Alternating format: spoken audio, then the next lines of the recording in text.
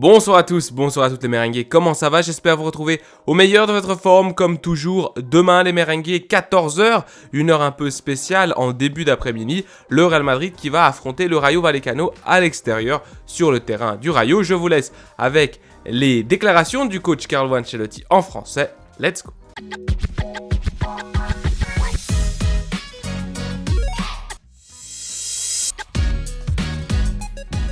Question numéro 1, le Real Madrid vient d'enchaîner 18 matchs consécutifs sans défaite en championnat. Que doit faire l'équipe demain pour prolonger cette bonne série sur un terrain difficile comme le stade de Vallecas et face à un adversaire qui a un nouvel entraîneur? Carlo répond, c'est toujours compliqué là-bas. Cela a été le cas ces dernières années et je pense que le match sera le même demain. Un match compliqué contre un adversaire qui a besoin de points, qui vient de changer d'entraîneur cette semaine, qui a donc une motivation supplémentaire. Et donc, comme toujours, nous devons essayer de jouer à notre meilleur niveau parce que ce sont des moments importants dans la saison et nous devons en tirer le meilleur parti. Question numéro 2, cela fait un moment que nous ne vous avons pas interrogé sur Kylian Mbappé. Cette semaine, il y a eu un grand mouvement parce qu'il semble qu'il va quitter le club parisien la saison prochaine. Vous serez l'entraîneur de la saison prochaine. Vous avez renouvelé. Je ne sais pas si vous le voyez plus proche ou comment vous percevez tout ça. Carlo répond, je le vois, j'entends ce qui s'est passé, je pense et je comprends parfaitement que c'est le sujet du jour pour vous, pas pour nous. Pour nous, c'est le match de demain, cette saison que nous devons bien mener et bien terminer. Question numéro 3, évidemment, c'est le sujet de tout le monde, mais au moins, comme vous dites, que nous en parlons beaucoup et que nous sommes très intéressés, trop intéressés, oui, c'est la nouvelle de la semaine. Pouvez-vous nous dire s'il y a eu des commentaires en bas, en gros dans les vestiaires? Vous en avez parlé ces jours-ci? Carlo répond, nous avons discuté du match de demain, nous avons regardé des vidéos, nous avons essayé de nous préparer au mieux pour ce match, car nous sommes conscients qu'il s'agit d'un match très important, vital pour notre saison. Question numéro 4, évidemment c'est le match de demain qui compte, mais les gens parlent de Kylian Mbappé. Carlo répond, je pense que les gens peuvent parler, je comprends cela. Et le journaliste continue, aimeriez-vous diriger Mbappé l'année prochaine? Carlo répond, j'aimerais bien finir cette saison, essayer de gagner des titres, tout ce qu'il reste. C'est ce que j'aime, on travaille pour ça. La saison prochaine, pensez à la saison prochaine, il y a encore beaucoup de temps pour cela. Question numéro 5, je vous pose une question sur un joueur de l'équipe en ce moment. Vous avez beaucoup vanté Tchouaméni l'autre jour, en plaisantant même un peu sur son rôle de défenseur central actuellement et sur l'avenir qui lui reste. Je voudrais vous demander si vous envisagez vraiment de mettre Tchouaméni en défense centrale quand ce que vous appelez l'urgence prendra fin. Merci. Carlo répond, quand les défenseurs centraux seront de retour, Rudiger le sera bientôt, Militao un peu plus loin, Alaba encore un peu plus loin, je pense que le rôle de Tchouaméni n'est pas celui d'un défenseur central. Le rôle de Tchouaméni, c'est pour cela qu'on l'a signé, c'est un rôle de pivot. C'est vrai qu'il montre qu'il peut parfaitement contribuer en tant que défenseur central, il s'est très vite habitué à un nouveau rôle, et cela veut dire qu'il est très très intelligent. Question numéro 6, c'est encore étrange pour nous, même si c'est la vie, qu'un match important de Ligue des Champions comme celui de l'autre jour arrive et que Modric n'ait pas sa chance. Je voulais vous demander comment vous vous en sortez, quelle conversation vous avez avec lui, si Luka connaissait déjà un peu la saison qu'il attendait s'il restait un an de plus au Real Madrid et si demain il peut faire partie du 11 de départ. Carlo répond, j'ai discuté de cette question avec vous à plusieurs reprises.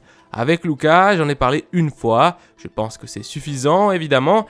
Il est évident que pour un joueur qui a l'habitude de jouer presque tous les matchs, cela lui coûte un peu plus que les autres de s'asseoir sur le banc. C'est tout à fait normal, je le comprends parfaitement.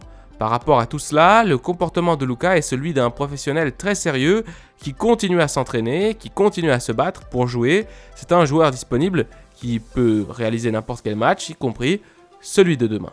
Question numéro 7, vous nous avez expliqué le lendemain du match contre Las Palmas.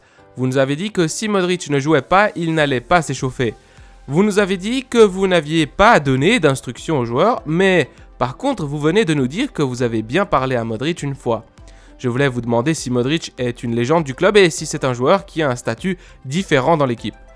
Carlo répond dans le vestiaire, il apporte toujours ce qu'il avait l'habitude d'apporter lorsqu'il jouait tous les matchs. C'est un joueur, comme je l'ai dit, très respecté, qui est un exemple de ce que doit être un professionnel, parce que chaque jour, il fait de son mieux pour s'entraîner au top. Donc, même s'il ne joue pas tous les matchs, il continue à apporter ce qu'il apportait auparavant et à être une référence pour cette équipe. Question numéro 8, je voulais vous poser une question sur Rodrigo, qui a eu des périodes plus prolifiques en termes de buts et d'autres moins prolifiques.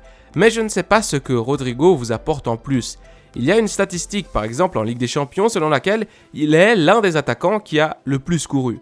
Je ne sais pas s'il y a une tâche, une caractéristique que vous appréciez au-delà de l'efficacité de Rodrigo, parce qu'il finit toujours par être titulaire.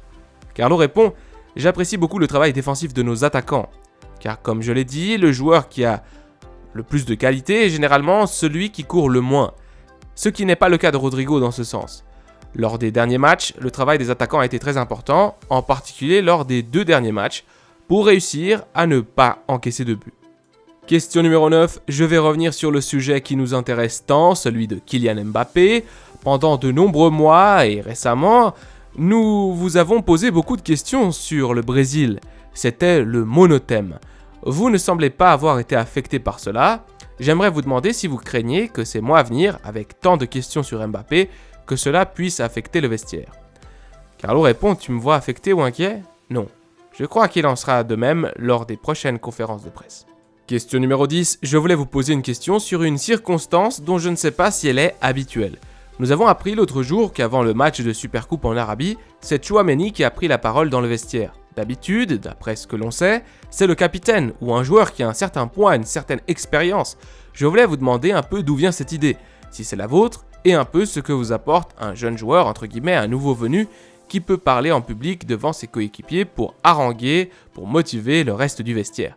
Quelle différence cela fait-il ? Carlo répond, eh bien c'est une idée, cette idée est née au début de la saison. Chaque joueur doit, évidemment, ils ne sont pas obligés, on leur propose de prendre la parole avant un match. C'est le cas pour les capitaines, c'est le cas pour...